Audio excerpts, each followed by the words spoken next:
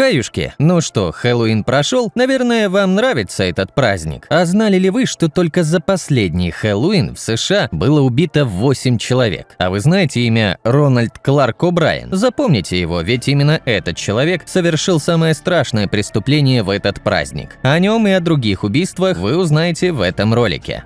Хэллоуин – это праздник, на котором люди наряжаются в разные костюмы. В переводе Хэллоуин означает «Вечер святых», так как отмечается он в канун Дня всех святых, 31 октября. Так вот, в 1992 году 16-летний японец Йосихиро Хатори приехал в США по программе студенческого обмена. Он жил в штате Луизиана в гостях у одной семьи. 17 октября этого же года японский студент и его американский приятель были приглашены на вечеринку в честь Хэллоуина. Стоит отметить костюмы молодых людей. Приятель Йосихиро незадолго до праздника травмировал шею, из-за чего ему пришлось носить медицинский корсет. Он сделал из него часть своего костюма. Сам японец также был в костюме по случаю Хэллоуина. Молодые люди слегка ошиблись адресом проведения вечеринки. Они просто перепутали несколько цифр в номере дома, из-за чего пришли к соседнему участку. Он тоже был украшен к празднику, из-за чего ребята подумали, что именно тут и будет проходить мероприятие. Они постучались в парадную дверь, но никто им не открыл. Лишь из бокового окна выглянула женщина и, испугавшись, позвала своего мужа Родни Пирс.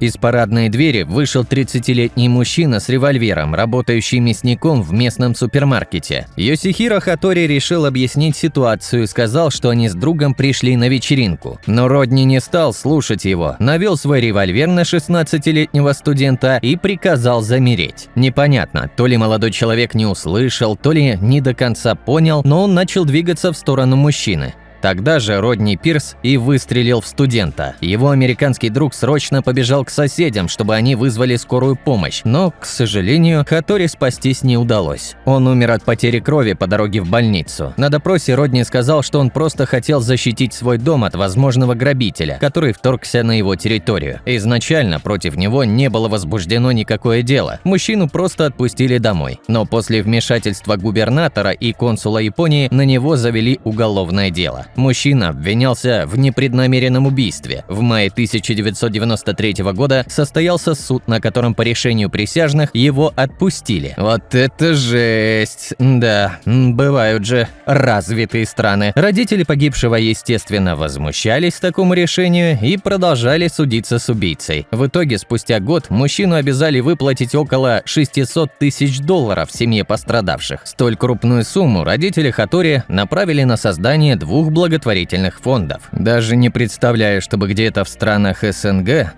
происходило что-то подобное. Но если вы вдруг знаете, то дайте знать мне об этом в комментариях.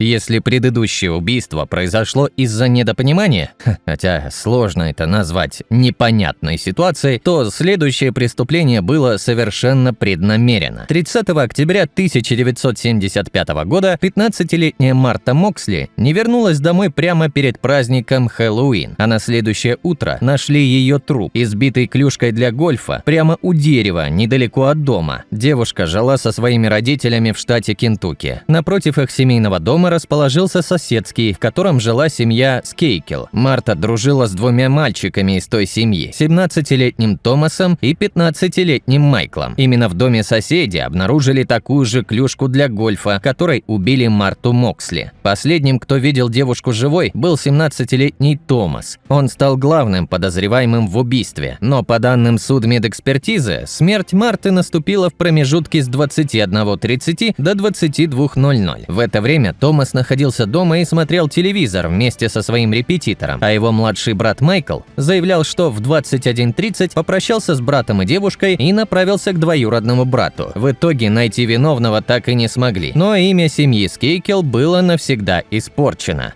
В 1991 году в деле об убийстве появился еще один подозреваемый по имени Уильям. Он обвинялся в другом преступлении – изнасиловании, в котором, к слову, суд его оправдал снова. Да. Выяснилось, что в тот вечер Уильям посещал дом Скейкелов, но его причастность к убийству не подтвердилась. Зато в этом же году отец Томаса и Майкла решил провести независимое расследование, чтобы восстановить имя его семьи. Спустя 4 года произошла утечка материалов материалов. Как оказалось, оба брата давали ложные показания, а главным подозреваемым в убийстве теперь оказался Майкл. Еще одним немаловажным фактором, повлиявшим на расследование, стало обнаружение дневника Марты. В нем она писала о том, что Томас проявлял разные знаки внимания к ней, а это, в свою очередь, очень сильно не нравилось его брату Майклу. В дневнике девушка отметила, что нужно прекратить общение с семьей Скейкел, так как младший брат Томаса начал ей угрожать. А в 1998 году вышла книга детектива из Лос-Анджелеса, в которой он перечислял большое количество ошибок в расследовании убийства Марты Моксли. В нем он назвал Майкла виновным. В этом же году дело Марты было возобновлено. И спустя 2 года Майкл Скейкел пришел в полицию с повинной. Он признался в убийстве 15-летней девушки на фоне ревности к своему старшему брату. Его приговорили к пожизненному лишению свободы с возможностью досрочного освобождения, но в 2013 году Майкл вышел под залог на свободу в результате найма хороших адвокатов, а в 2016 году дело и вовсе закрыли. В итоге преступник все-таки был наказан, хоть и не по всей строгости закона. Но это далеко не самая запутанная история. Она не запутанная, просто главный герой этой истории слегка туповат. Зачем приходить в полицию, а потом пытаться оттуда выбраться?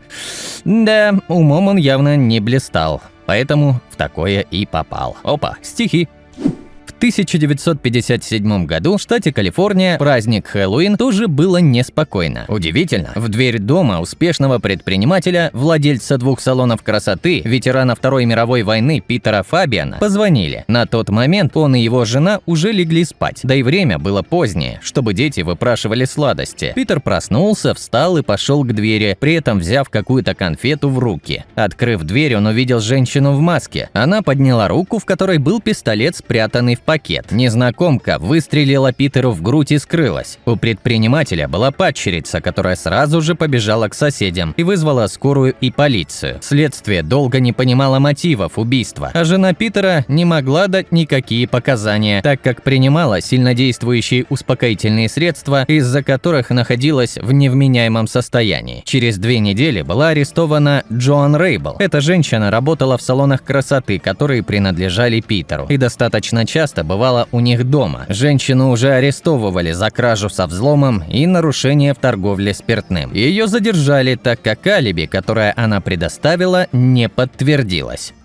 Примерно через месяц после убийства кто-то сообщил полиции о месте хранения пистолета, из которого, предположительно, убили Питера Фабиана. Он лежал в камере хранения продуктового магазина. После того, как орудие убийства нашли, в полицию пришла с повинной еще одна женщина – Голдайн Пайзер. Она созналась в убийстве. Женщина не была знакома с семьей Фабиана, как и с Питером лично, но дружила с Джоан Рейбл. Она-то и рассказывала о Питере разные плохие вещи. Например, что он плохо обращается с женой и приемными детьми. О боже, как же это удивительно. Чел прошел Вторую мировую, чё ты от него хотела? Ну, да ладно. Во время одной из бесед Рейбл и Пайзер договорились об убийстве. Они решили, какое оружие будет использоваться, когда его лучше всего совершить, а после этого Джон издалека показала будущую жертву. В роковой день Голдайн прождала несколько часов в своей машине, решаясь на убийство. Но и на этом история не заканчивается. Предприниматель в какой-то момент разошелся со своей женой Бетти. Та, в свою очередь, тесно общалась с Джоан Рейбл, и одним из условий воссоединения был разрыв их взаимоотношений. Возможно, это также повлияло на решение женщины совершить убийство. В итоге Рейбл и Пайзер арестовали и приговорили к пожизненному заключению с возможностью досрочного освобождения. А еще говорят, что женщины не умеют дружить. Вон какая крепкая дружба, даже на убийство пошли. Да уж, мужик, может, и не был одуванчиком, но и убивать его было не за что. Ну а мы продолжаем.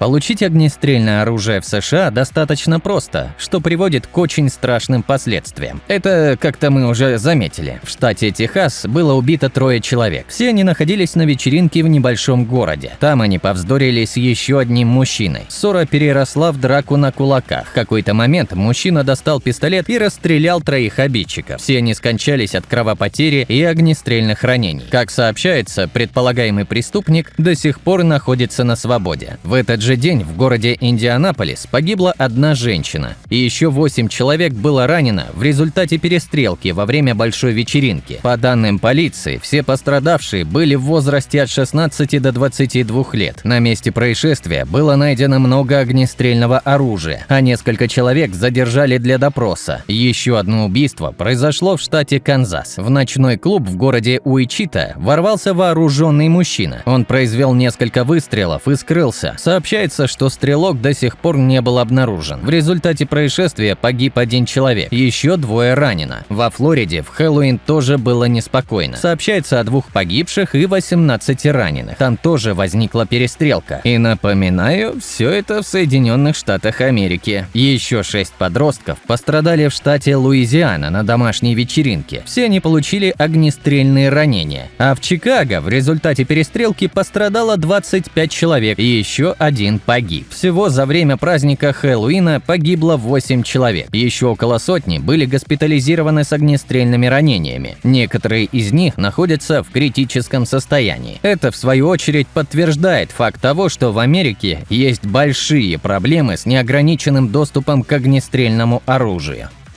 31 октября 1981 года, прямо во время праздника Хэллоуин, 17-летняя Мария Чиалелла отпросилась у родителей на прогулку и обещала вернуться к полуночи. В последний раз ее видел полицейский примерно в это же время. В итоге расчлененный труп девушки был найден спустя 1,5 года. Он был закопан во дворе дома Салли Бигенвальд вместе с еще одним трупом. 3 месяца назад сын Салли, Ричард, был арестован по подозрению в убийстве другой девушки. Как оказалось, Ричард Бигенвальд уже был осужден за убийство. Он застрелил владельца продовольственного магазина. Вообще, проблемы с законом начались у него с самого раннего детства, которое было, к слову, очень сложным. Отец выпивал и постоянно избивал своего сына. Из-за этого в возрасте 5 лет мальчик пытался сжечь свой родной дом. В 8 начал употреблять алкоголь и играть в азартные игры. А позже ему и вовсе поставили диагноз детская шизофрения, из-за которой его отправили в детскую психбольницу, где Ричард прошел 20 сеансов электрошоковой терапии. На этом пытки над молодым человеком не прекращались, ведь после освобождения он повторно попал в больницу. Тогда его дважды плотно пеленали мокрой простыней, которая при высыхании сильно сдавливала тело. В итоге, после всех этих процедур, в возрасте 18 лет он убивает предпринимателя и попадает в тюрьму. Ричард был приговорен к пожизненному заключению, но, отсидев 17 лет, он вышел на свободу. Там он начал убивать молодых девушек. Одной из них и стала Мария Чиалелла. В общей сумме этот псих убил минимум 4 молодых девушек и 1 наркоторговца. Но это скорее плюсик. А еще в 2 он подозревается. Ричард Бигенвальд был приговорен к смертной казни, но адвокаты смогли защитить его жизнь. В итоге ему назначили 4 пожизненных заключения в тюрьме, а в 2008 году умер прямо в колонии.